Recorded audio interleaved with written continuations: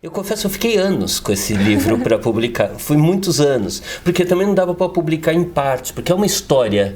Aí a gente foi fazer e eu fiquei assim, quem diria que as pessoas ficariam pedindo a volta dele? Já faz 2 anos que estão pedindo para a gente republicar, e agora, finalmente, está aí.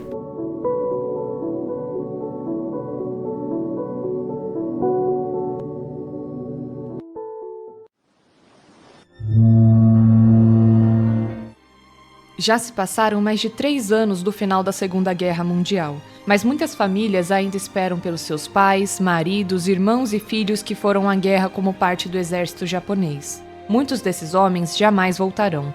Outros terão a sorte de voltar depois de anos escondidos nas selvas das ilhas do Pacífico ou como prisioneiro nos campos de detenção criados pelos norte-americanos. Jiro Tenji é um desses homens que voltam. No porto de Yokohama, Jiro Tenji é recebido carinhosamente por sua mãe e irmã, mas ali mesmo começa a receber as notícias da família. Jiro descobre que tem uma nova irmã, Ayako, mas que ela não é filha de sua mãe. A partir desse momento, somos envolvidos em um redemoinho de sujeira, corrupção e hipocrisia no qual a tradicional e influente família Tenji mergulhou. Eu diria que a Ayako foi uma das leituras mais impactantes que eu tive esse ano, e eu tinha até comentado com o Rogério quando eu terminei de ler, que eu achei aquele final muito corrido, mas aí ele me falou, cara, o mangá inteiro é muito corrido, e de fato, ele não te dá momentos para reflexão, não tem um momento do personagem contemplando um cenário, uma coisa assim, e apesar dele assustar um pouco, né, por ter 700 páginas, uma vez que você começa, você não sai daquele ritmo, então o Tezuka ele é muito bom de trabalhar em todas aquelas relações acontecendo ao mesmo tempo, sabe, ele vai entrelaçando todos aqueles personagens, mesclado ao contexto mesmo que o Japão passava naquele momento de uma modernização acelerada, muitas coisas politicamente, economicamente acontecendo naquele momento, e é um ritmo, eu diria que alucinógeno, sabe? Eu acho que tem uma coisa que o Tezuka é um mestre da linguagem dos quadrinhos, um dos grandes mestres da linguagem dos quadrinhos, e ele tem esse sentido de dinâmica muito forte. Bom, também trabalhou com desenho animado e tudo, né? Assim, é o cara do desenho, do anime, né? E eu acho que então ele tem isso daqui. Só que neste livro tem outra coisa, que ele trabalha com emoções, né, muito fortes. Tem uma história dramática e tudo muito forte, que você fica assim. Então, tem aquele ritmo das fugas, das perseguições e tudo. E ao mesmo tempo, tem a história inteira do Japão, que ele vai colocando também, e é uma história vertiginosa, né? Assim, de assassinato, de conspiração, a ocupação americana lá dentro, o envolvimento com a máfia. Então, assim, ele vai misturando tudo, a Guerra da Coreia. A Guerra da Coreia tem um papel central na história do Ayako. E, ao mesmo tempo, ele consegue te contextualizar e te colocar dentro daquele mundo bem, no sentido de que, até mesmo eu, né, que não manjava muito, enfim, dessa parte mais histórica, conforme eu fui lendo, eu fui conseguindo aprender também em cima daquilo. Até porque o Ayako, apesar de uma história ficcional, ele acaba envolvendo muitos mistérios que deixou, né, o Japão no pós-guerra. Teve os 3 grandes casos da JNR, que também foram retratados ali. Coincidiu, né, com o Ayako ter sido publicado no dia seguinte da descoberta daquele soldado na ilha do... Sim. Um soldado japonês, para quem não sabe, quando acabou a Segunda Guerra Mundial, aqui no Brasil, inclusive, tinha uma comunidade japonesa, dentro da comunidade japonesa, teve muitos boatos que o Japão não teria perdido a guerra. Muitos se guardaram para preparar para ter a reação, na hora que o Japão voltasse e tal. E aí teve vários soldados que se esconderam naquelas ilhas, tudo do Pacífico, esperando a hora do chamado para voltarem ao contra-ataque. E o contra-ataque nunca aconteceu. Só que eles não foram avisados que a guerra tinha acabado, eles ficaram lá escondidos. E esse é um caso particular, porque o cara ficou 27 anos escondido, comendo fruta, comendo bichinho e tal, até ser capturado de novo. E é incrível que isso daí combina completamente com a história de Ayako, né? Tem umas metáforas que a gente, né, da história do Japão, assim, é muito bonito, né? Ele trabalha essas metáforas, essa coisa, eu acho bem poético, inclusive algumas páginas, até mesmo no traço dele. Então tem momentos em que ele vai representar algum ato e ele não faz da forma literal, né? Umas partes mais escuras, ou então ela flutuando, assim, são partes muito bonitas. Tem uns pedaços que o personagem parece como um fantasma, e na história ele, traço do Tezuka se desfaz, tem aquele momento que é a chuva e ele desenha a palavra chuva, assim, é um negócio lindo, só da chuva, das coisas mais bonitas dos quadrinhos é o Tezuka desenhando chuva. O Ayako, o livro, começa no final da Segunda Guerra Mundial com a volta, né? Era uma cena muito comum naquele momento no Japão, que era a volta dos soldados, né? E assim, os soldados, muitos voltavam estrupiados, voltavam mutilados, mas mesmo aqueles que voltavam inteiros, não estavam inteiros, não estavam inteiros de alma. A família Tenji é uma família tradicional, né, do mundo rural japonês, é uma família de latifundiários. O que acontece no final da Segunda Guerra Mundial, com a ocupação americana, é que os americanos resolvem fazer várias modernizações no Japão. Tem modernizações que são até positivas mesmo, que assim, por exemplo, a distribuição de terras, né? A distribuição de terras, a questão do voto para a mulher, né? O Japão foi um momento assim também do direito das mulheres avançarem no Japão, era uma sociedade muito machista. Ainda né? Mesmo com todos esses avanços, inclusive uma das personagens, né, a irmã Naoko, ela vai mostrar um pouco desse lado. Sim, é uma sociedade ainda hoje. E uma das coisas que o governo de ocupação americano faz é promover uma reforma agrária, ou seja, atinge a família Tenji em cheio. É esse momento que ele mostra uma desagregação da família, uma demolição daquilo lá, e tudo entra em parafuso, as dramas. O Tezuka fala que ele queria fazer alguma coisa como os irmãos Karamazov, e é alguma coisa mesmo, é bem Dostoiévski o Ayako nesse aspecto. E uma coisa que você comentou em questão sobre isso ter mexido com os japoneses, não só no sentido dos traumas de guerra, mas principalmente com o orgulho, porque apesar do Jiro Tenji ele ter voltado da guerra, ele havia sido um soldado capturado. Então, apesar, né, da mãe, da irmã receber calorosamente, quando ele volta para casa, ele é visto com desprezo pelo pai e pelo irmão. Um soldado capturado que voltava vivo era visto pela sociedade japonesa como uma vergonha. Aquele próprio soldado, quando ele voltou da ilha após 27 anos, ele disse que se sente envergonhado de ter voltado vivo, porque tinha muito aquela coisa do nacionalismo, né? Então o Jiro Tenji, ele acaba voltando, só que também é muito mal visto pelas pessoas da comunidade. E ao mesmo tempo, ele tem razão para ser mal visto também, porque ele também tem seu segredo, que ele tenta esconder e tal, que assim, ele parece como uma boa pessoa no fundo, mas é uma pessoa meio destruída pela guerra na alma dela, né? Assim, e aquilo dele querer guardar, esconder aquele segredo no que ele está envolvido e continua envolvido, vai fazer ele cometer um crime horrível. Ele, inclusive, que acaba, né, selando o destino da pequena Ayako, que é a irmã mais nova, quando ela acaba presenciando algo que ela não deveria ter visto. A partir disso, é só o estopim pra gente descobrir um monte de sujeira que já estava debaixo do tapete, desde a árvore genealógica da família inteira, sabe? Então, a gente fica até um pouco receoso, né, de ficar falando muito, porque logo no comecinho, ali no primeiro capítulo, já acontece tanta coisa para absorver. O Jiro Tenji, ele é, na verdade, um fio condutor que nos leva para toda essa sujeira, essa ganância,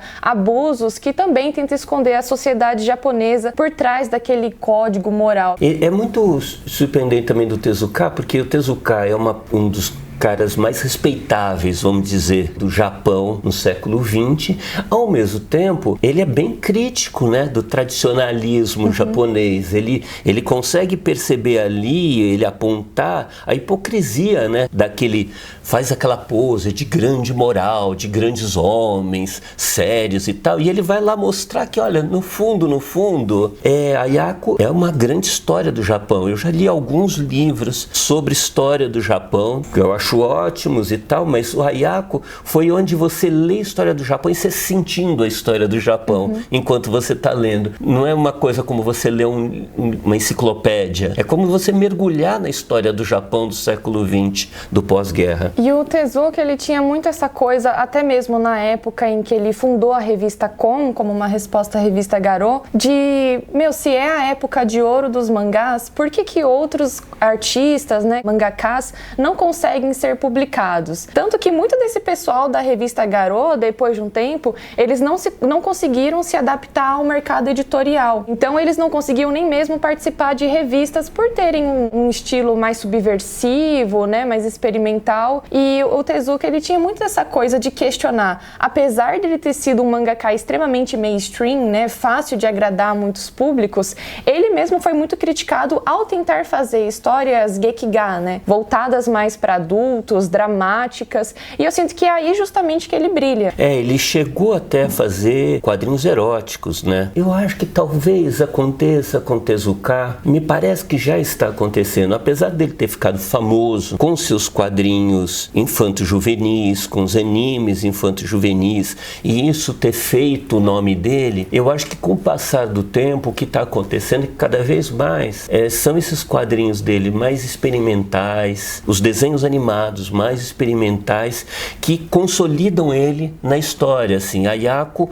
vai se tornando cada vez mais como a obra do Tezuka, sabe? Porque é onde ele começa a ousar, ele arriscar também, né? Você vê, tem vários momentos que ele arrisca na própria narrativa ali, assim, né? E é super pesado, né? Então, ele não tem pudor, assim, de retratar mesmo essas realidades da maneira mais visceral possível. Sim. E, ao mesmo tempo, muito poético. Eu acho que também a importância do Ayako para o Tezuka me parece um pouco dele lidar com aquele passado também. Porque o Tezuka, a família dele era uma família relativamente bem de vida, tal. Mas quando teve a guerra, o Japão virou de ponta cabeça. Destruiu aquela vida que eles tinham daquela maneira, sabe? E o Tezuka ele viu a guerra, ele viu as coisas acontecerem, ele viu morte, ele viu bombardeio, ele sofreu com aquilo. E ele viu o governo de ocupação. O Tezuka chegou a ter problemas, tal, de ser vítima de violência na rua de soldados americanos, tal. Então, assim, é uma coisa que me parece que ele chegou naquele momento e ele resolveu lidar com esses temas todos no Ayako. Por isso que eu acho que também carrega uma emoção também muito forte, porque eu acho que a emoção dele, né, aquele momento também no início dos anos 70, é um momento que o Japão resolve começar a enfrentar aquelas questões. É um momento, por exemplo, que teve Guia em Pés Descalços, né, que era um balanço, que era uma coisa que se evitava falar. Foi quase que um pequeno tabu, assim, sabe, comentar Hiroshima de verdade, falar de Nagasaki de verdade. Eram assuntos tão dolorosos que nem as vítimas queriam falar daquilo, sabe? Então é um momento que o Tezuka resolve enfrentar aquilo lá. E eu acho que por isso que fica muito poderoso, sabe? Fica uma obra muito poderosa. A gente vê, inclusive, que ele foi extremamente precoce, assim, um talento precoce, muito incentivado, claro. Mas desde os seus 9 anos, ele fez o seu primeiro quadrinho, inclusive, né, com 9 anos de idade. E a gente vê algumas composições de página, meio cinematográficas, assim, umas coisas, por conta do acesso que ele teve. Mas a produção de quadrinhos naquela época, os caras eram... O fôlego que tinha para aquilo era quase imparável. Chegou uma época em que ele estava estudando medicina e ele estudando medicina e fazendo quadrinho, as duas coisas ao mesmo tempo, sabe? E ele se formou em medicina, né? É incrível, assim. Ele se formou em medicina e não é que ele estava simplesmente produzindo quadrinho, ele estava produzindo quadrinho, assim, era uma produção muito intensa e inventando, né? Inventando uma linguagem de quadrinho, né, do Japão, inventando aquilo lá. Me parece até que o Tezuka tem mais a ver, num primeiro momento, com desenho animado do que com quadrinhos. Ele está adaptando a linguagem de animação para quadrinhos. Seus primeiros quadrinhos parecem muito mais uma adaptação de animação do que qualquer coisa, assim, né? Então ele está inventando uma linguagem sem ter as ferramentas, né? Assim, ele não tinha por trás o estúdio Disney, sabe? Não tinha aquela estrutura da Califórnia, de Hollywood. Ele tinha que fazer tudo à mão, assim. Ele é um fenômeno mesmo, né? E ele nunca teve vergonha também de falar sobre as suas suas influências, né? Existem muitas especulações e eu acho muito difícil o Rei Leão não ter sido uma cópia de Kimba, por exemplo. Sim. E o pessoal lá diz que nunca nem chegou a ver nenhum trabalho dele. Hoje ele tá bem mais conhecido, mas demorou muito tempo para ele começar a mesmo ser visto, apesar de estar tanto tempo aí, né, em atividade. Eu acho que existe uma coisa de um preconceito ocidental que não tem jeito, assim, né? O reconhecimento do Tezuka deveria ter acontecido muito antes, mas ele ficou quase como uma coisa exótica, sabe? Um japonês que faz quadrinhos, ou esse termo, né? O Walt Disney japonês, assim, era incapaz de ver Tezuka com a especificidade dele. E eu acho que mesmo no Japão, talvez eles não tivessem a dimensão que aquilo tinha no mundo. Sabia que o Tezuka era aquela coisa importante, ou sabia que Tsugi era muito importante. Mas assim, eu acho que mesmo no Japão eles não tinham a dimensão que eles já tinham ultrapassado os Estados Unidos em produção de quadrinhos muito antes. Acho que foram os franceses os primeiros a começar a fazer as contas e perceber que o Japão era muito maior do que a Europa inteira e os Estados Unidos todo no negócio de quadrinhos. A Yako faz parte naquele momento do início dos anos 70. A linguagem dos quadrinhos no Japão, a linguagem dos mangás é muito repensada, sabe? Assim, para o que nós estamos fazendo, o que nós vamos fazer com essa linguagem dos quadrinhos, de diversas maneiras. Tem a vanguarda com a Garou, tem a própria Kondo do Tezuka, que ele faz a revista para ser uma revista também experimental, mas mesmo nas grandes editoras, você vê, é um momento que a Shonen Jump, por exemplo, publica vários quadrinhos que publicou o Game Pés Descalços. Você imagina, o Game Pés Descalços saiu da Shonen Jump, que causou muito escândalo, para ser publicado na revista do Partido Comunista Japonês. Então, assim, as ligações, tudo estava sendo repensado. E essa revista Big Comic, onde o Ayako foi publicado, é uma dessas revistas que surgem dentro do mainstream, mas abrindo para temas difíceis, abrindo para novas coisas. Então, é um momento muito eletrizante do quadrinho japonês, assim, sabe? Eu acho que depois, no correr dos anos 80, as coisas começam a ficar, mesmo dali nos anos 60, começa a haver um esforço para dar uma controlada naquilo lá tudo, sabe? Sistematizar, botar ordem, criar padrões e tal. Mas aquele momento é um momento de certo... é um momento de revolução. É reflexo também. Quem estava lendo os quadrinhos, tinha aquela juventude universitária que estava nas ruas protestando contra a ocupação americana, tudo. Eles estavam lendo e os editores trataram de se adaptar àquilo. Depois, com o refluxo do movimento estudantil, também tem o refluxo desse impulso revolucionário dentro dos mangás. Não que não tenha um monte de coisa muito forte, muito interessante. A Veneta tem publicado várias coisas posteriores a isso. Mas depois eu acho que existe uma certa acomodação, que é uma coisa natural das sociedades, né? Assim, ninguém aguenta a revolução indefinidamente, sabe? Então a Yako foi um grande épico que eu particularmente definitivamente recomendo para qualquer um, de verdade. Não se assuste com a quantidade de páginas, porque eu terminei com vontade de ler mais. É isso aí, o Ayako já está em pré-venda, recomendamos, corre lá, compra o livro. Aê.